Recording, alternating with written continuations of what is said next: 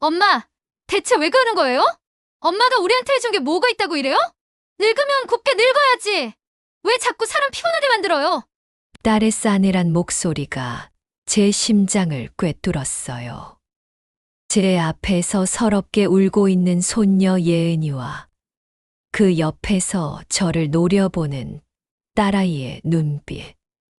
70평생 딸에게 단 한 번도 들어본 적 없는 모진 말이었죠. 제 모든 것을 바쳐 키운 외동딸인데 정말 이 아이가 제가 낳은 자식이 맞나 싶었어요.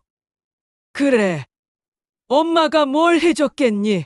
너희 잘 되라고 이 한 몸 불살랐던 게 다 무슨 소용이겠니?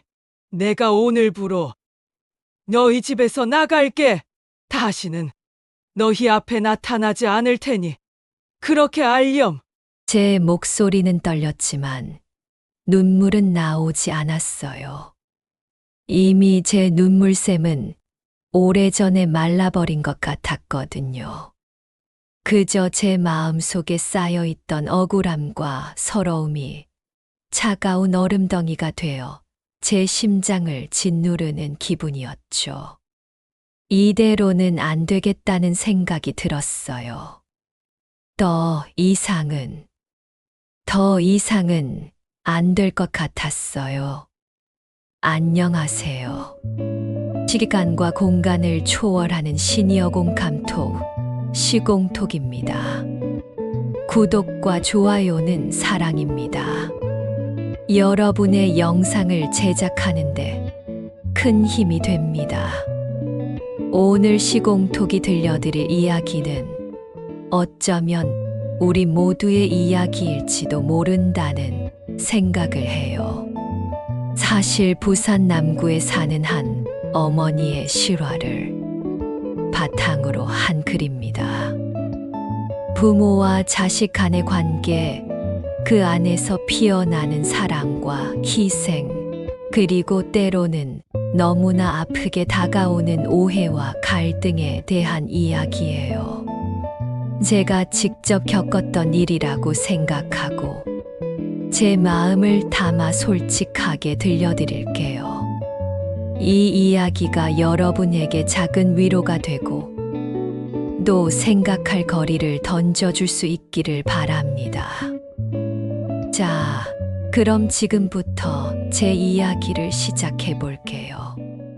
나는 올해 72세가 된 이순자예요. 평생 남편과 함께 작은 식당을 운영하며 외동딸 하나를 애지중지 키웠죠. 딸에게는 좋은 것만 해주고 싶어서 정말 허리띠 졸라매며 살았어요. 딸이 대학에 가고 좋은 직장에 취직하고 멋진 사위까지 얻어 결혼할 때까지 제 삶의 모든 중심은 딸아이였어요. 딸이 행복하면 저도 행복했고 딸이 힘들어하면 제 마음은 찢어지는 것 같았죠. 딸이 결혼하고 예쁜 손녀 예은이가 태어났을 때 저는 세상을 다 얻은 기분이었어요. 식당 일로 바쁜 딸 부부를 대신해 예은이를 돌보는 건 제 삶의 낙이었죠. 예은이가 할머니 할머니 하고 저를 부르며 달려올 때마다 저는 온몸의 피로가 싹 가시는 것 같았어요. 그렇게 예은이가 초등학교에 입학하고 제 손길이 덜 필요해질 무렵 남편이 갑작스럽게 세상을 떠났어요. 남편이 떠나고 나니 40년 넘게 함께 살던 집이 텅 빈 것처럼 느껴졌어요. 매일 부대끼며 살 때는 몰랐는데 남편의 빈자리는 너무나 컸죠. 식당도 정리하고 나니 저는 정말 혼자가 된 기분이었어요. 딸아이는 저를 걱정했는지 매일같이 전화를 걸어 안부를 물었고 주말마다 손녀 예은이를 데리고 찾아왔어요. 저는 딸과 손녀의 방문이 유일한 낙이었고 그 시간만을 손꼽아 기다렸죠. 어느 날 딸이 조심스럽게 제게 말을 꺼냈어요. 엄마, 혹시 저희 집으로 들어와서 같이 사는 건 어때요? 엄마 혼자 계시는 것도 걱정되고, 예은이도 할머니랑 같이 살고 싶어 하고요. 저는 딸의 제안에 깜짝 놀랐어요. 한편으로는 너무 고마웠죠. 딸이 저를 이렇게까지 생각해 주는구나 싶어서 눈물이 핑 돌았어요. 망설일 이유가 없었죠. 그렇게 저는 평생 살아온 정든 집을 정리하고 딸네 집으로 들어가게 됐어요. 딸네 집으로 들어간 첫 한 달은 정말 좋았어요. 아침마다 예은이의 재롱을 보며 눈을 뜨고 저녁에는 딸 부부와 함께 식탁에 앉아 도란도란 이야기를 나누는 것이 꿈만 같았죠. 저는 딸 부부에게 짐이 되고 싶지 않아서 집안의 모든 일을 도맡아 했어요. 예은이 등하원부터 시작해서 아침 저녁 식사 준비, 청소, 빨래까지 제가 할 수 있는 모든 것을 다 했죠. 딸과 사위는 맞벌이였고 둘 다 바쁜 직장 생활을 하고 있었어요. 특히 사위는 새로 시작한 사업 때문에 밤늦게까지 일하는 날이 많았죠. 저는 그런 사위를 보면서 내 아들 같다는 생각까지 들었어요. 사위가 피곤해 보이면 따뜻한 차를 끓여주고 좋아하는 반찬을 만들어 먹였죠. 딸에게도 네 서방한테 잘해줘라.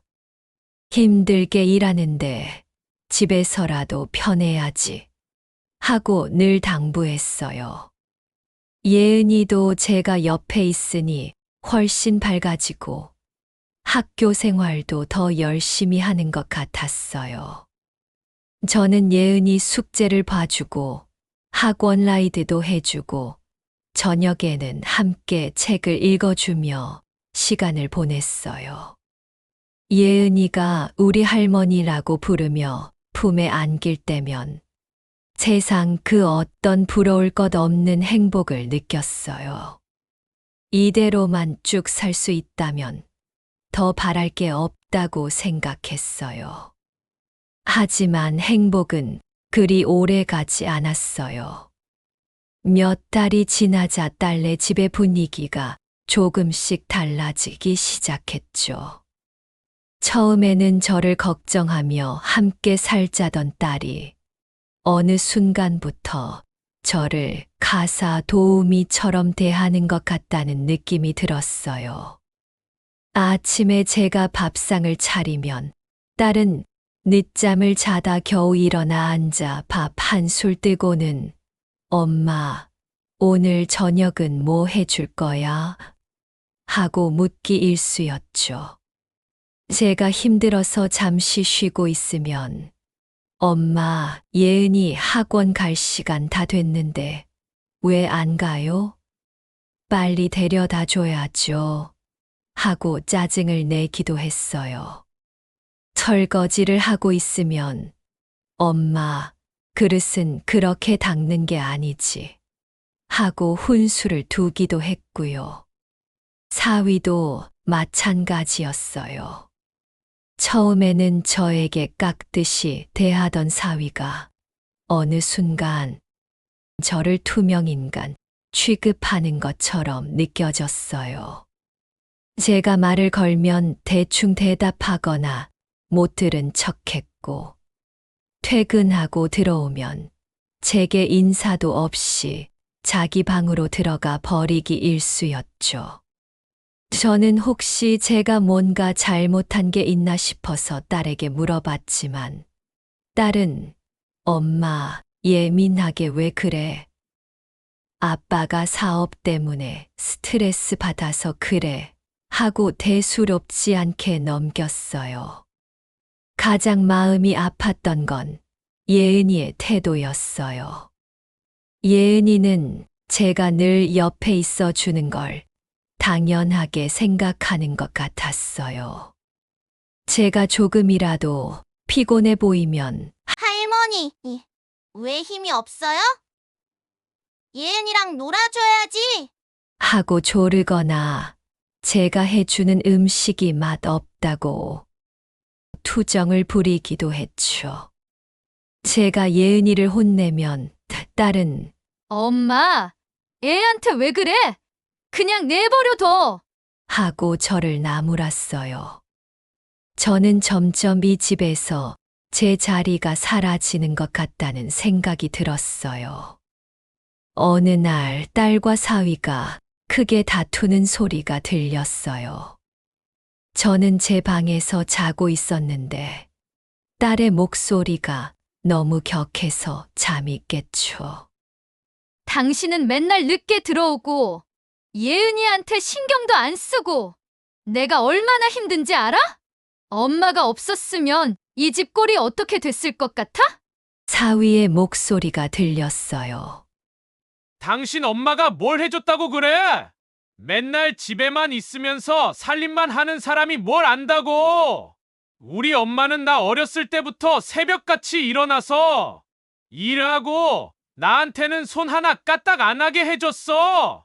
당신 엄마는 그냥 편하게 사는 거잖아. 저는 그 말을 듣고 제 귀를 의심했어요. 그냥 편하게 사는 사람. 제가 이 집에서 얼마나 고생했는데 잠을 설쳐가며 예은이를 돌보고 허리 아픈 줄 모르고 집안일을 하고 딸 부부 식사까지 챙겨주면서 제가 이 집에서 편하게 살고 있다고 사위의 말은 비수처럼 제 가슴에 박혔어요. 그때 딸의 목소리가 들렸어요. 아니, 당신은 우리 엄마가 얼마나 고생하는데 그런 말을 해? 엄마가 예은이 다 키워주고 집안일 다 해주는데 당신 엄마는 그렇게 대단하고 우리 엄마는 그냥 도움이야? 어이가 없네. 딸의 말에 저는 또 한 번 충격을 받았어요. 딸은 저를 도움이라고 표현했어요. 제가 딸을 위해 했던 모든 희생과 사랑이 딸에게는 그저 도움에 불과했던 걸까요? 저는 방 안에서 소리 없이 울었어요. 제 딸에게 저는 엄마가 아니라 가사 도우미였구나. 그제야 모든 것이 이해가 됐어요. 딸이 저를 대하는 태도, 사위의 무시, 예은이의 당연한 듯한 행동들이요. 그날 이후 저는 딸네 집에서 저의 존재 의미에 대해 깊이 생각하게 됐어요. 저는 더 이상 엄마가 아닌 것 같았어요. 그저 딸 가족의 편의를 위해 존재하는 사람, 언제든 대체될 수 있는 사람처럼 느껴졌죠. 저는 딸과 사위에게 아무 말도 하지 않았지만 제 마음 속에는 깊은 상처가 자리 잡았어요. 할머니, 친구들이 우리 할머니는 왜 맨날 집에만 있냐고 물어봤어요. 어느 날 예은이가 학교에서 돌아와 제게 말했어요. 엄마는 우리 할머니가 우리 집 가정부라고 그랬대요. 예은이의 순진한 말에 저는 온몸에 피가 거꾸로 솟는 기분이었어요. 딸이 제 친구들에게, 심지어 예은이에게까지 저를 가정부라고 말하고 다녔다니, 저는 더 이상 참을 수 없었어요. 그날 저녁, 저는 딸 부부를 거실로 불러 앉혔어요. 그리고 제 마음 속에 담아두었던 모든 말을 쏟아냈죠. 내가 너희 집으로 들어온 건 너희가 나를 걱정해서, 그리고 예은이가 나를 보고 싶어 해서인 줄 알았어. 그런데 아니었구나. 너희는 그저 나를 너희의 편의를 위한 존재로 생각했던 거였어. 내가 너희 엄마라는 사실은 잊어버리고 그저 늙고 쓸모 없어져서 너희 집에 얹혀 사는 사람으로 취급했구나. 딸은 제 말에 당황한 듯 아무 말도 못했어요. 사위는 저를 피하려 했지만 저는 사위를 똑바로 쳐다보며 말했어요. 그리고 사위 자네도 나를 그냥 편하게 사는 사람이라고 했지. 내가 이 집에서 얼마나 고생했는데 자네 엄마가 대단한 만큼 나도 내 딸을 위해 내 모든 것을 바쳤어. 그런데 자네는 나를 존중하지 않았어. 내 딸에게 나를 가정부라고 말하고 다닌 것도 모자라 예은이에게까지 그런 말을 했다니 정말 실망스럽구나. 제 말이 끝나자 딸이 울먹이며 말했어요. 엄마, 왜 그래요? 엄마가 오해하는 거예요. 제가 언제 엄마를 가정부라고 했어요? 저는 딸의 말을 끊고 단호하게 말했어요. 아니, 오해 아니야. 내가 하는 행동들이, 내가 하는 말들이 다 그렇게 말하고 있었어. 나는 더 이상 이 집에서 여희의 엄마로 살 수 없을 것 같구나. 오늘부로 나는 이 집에서 나갈 거야. 다시는 너희 앞에 나타나지 않을 테니 그렇게 알렴. 딸과 사위는 제 말에 놀란 듯 아무 말도 못했어요. 저는 그 자리에서 짐을 싸기 시작했고 예은이는 제 옆에서 울면서 할머니, 가지 마세요. 할머니, 하고 소리쳤어요. 하지만 저는 뒤돌아보지 않았어요. 이미 제 마음은 만신창이가 되어버린 후였으니까요. 딸네 집을 나온 저는 당장 갈 곳이 없었어요. 예전에 살던 집은 이미 팔았고 친구들에게 신세를 지기도 미안했죠. 저는 무작정 기차를 타고 바닷가 마을로 향했어요. 작은 민박집에 자리를 잡고 며칠 동안은 아무것도 하지 않고 그저 바다만 바라봤어요. 제 마음속에는 여전히 딸에 대한 서운함과 배신감이 가득했어요. 내가 뭘 그렇게 잘못했을까? 나는 그저 딸을 사랑했을 뿐인데 수없이 되뇌었죠. 하지만 시간이 지나면서 저는 깨달았어요.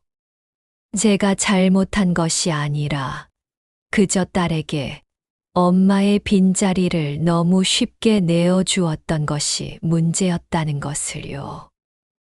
딸에게 저는 언제든 불러내면 오는 존재, 언제든 희생을 강요할 수 있는 존재가 되어버렸던 거죠. 한 달쯤 지났을까 딸에게서 전화가 왔어요. 저는 받지 않았어요. 딸은 매일같이 전화를 걸고 문자 메시지를 보냈지만 저는 단 한 번도 답장하지 않았죠. 예은이에게서 영상통화가 왔을 때도 저는 일부러 받지 않았어요. 제 마음이 아직 너무 아팠고 다시는 그들에게 상처받고 싶지 않았으니까요. 저는 바닷가 마을에서 새로운 삶을 시작하기로 결심했어요. 작은 일자리를 구하고 동네 어르신들과 어울리며 새로운 친구들을 사귀었죠.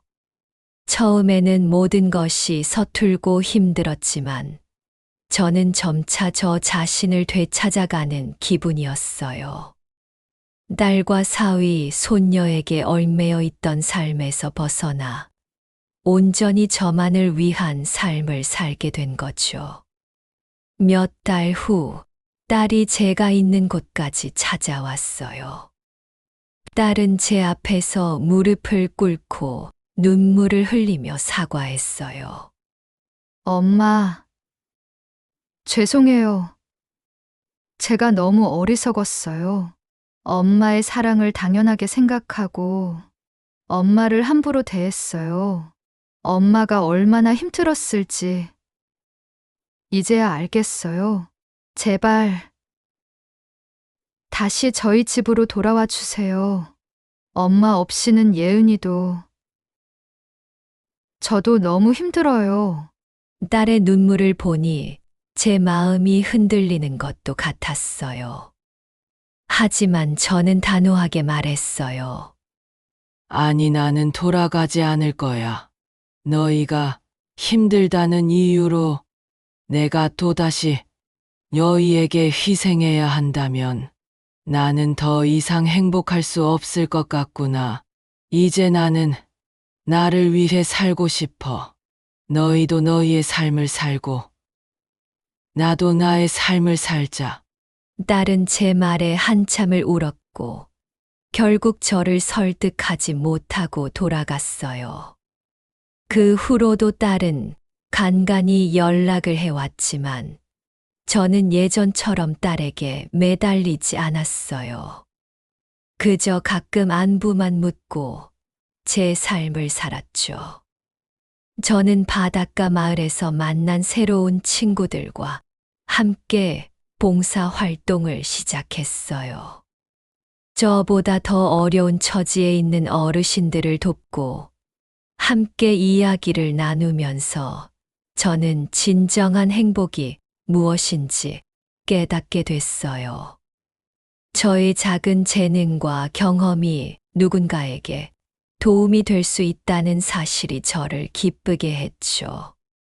물론 가끔은 딸과 손녀 예은이가 보고 싶을 때도 있었어요.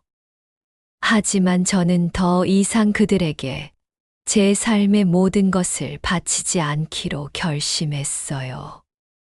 저에게도 소중한 삶이 있고 그 삶은 오직 저 자신을 위해 살아야 한다는 것을 깨달았으니까요.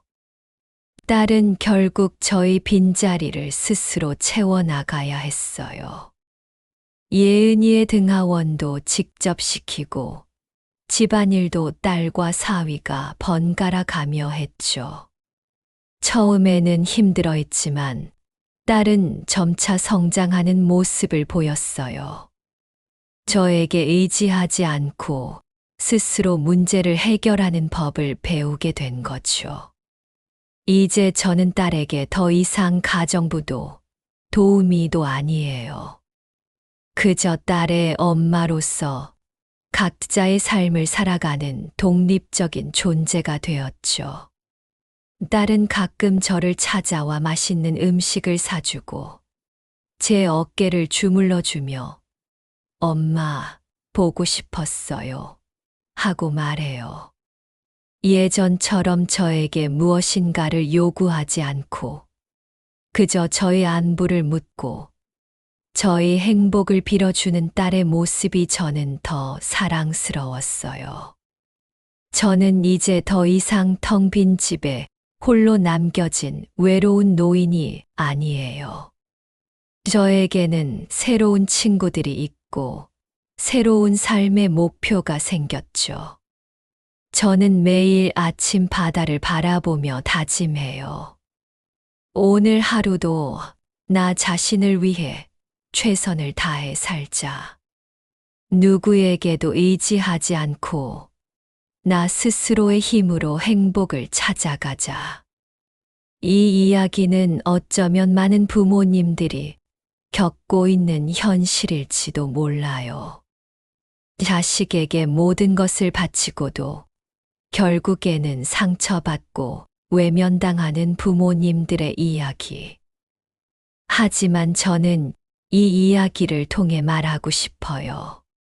부모님들도 자신만의 삶이 있고 그 삶을 행복하게 살아갈 권리가 있다는 것을요.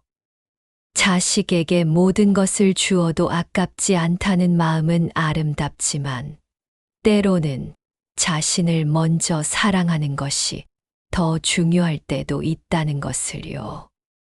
사랑하는 시공톡 가족 여러분, 우리 모두는 누군가의 부모이고 누군가의 자식이죠. 서로에게 상처 주지 않고 서로를 존중하며 각자의 삶을 행복하게 살아갈 수 있도록 노력했으면 좋겠어요. 엄마의 빈자리를 채우는 것은 자식의 몫이고 나의 빈자리를 채우는 것은 오직 나 자신의 몫이라는 것을 잊지 말아요. 오늘 시공톡의 이야기가 시공톡 가족 여러분들께 작은 위로와 공감이 되었기를 바랍니다. 우리 모두의 삶은 소중하고 각자의 자리에서 빛나고 있다는 것을 잊지 마세요. 오늘 이 이야기 여러분의 어머니도 겪고 계실지 모릅니다. 한번 안아드려 주세요. 오늘의 이야기는 여기까지입니다. 사랑하는 시공톡 가족 여러분, 시공톡은 언제나 여러분의 이야기를 기다리고 여러분의 삶을 응원할 거예요. 지금까지 시간과 공간을 초월하는 시니어공 감톡 시공톡입니다. 구독과 좋아요는 사랑입니다. 다음 영상에서 또 만나요. 고맙습니다.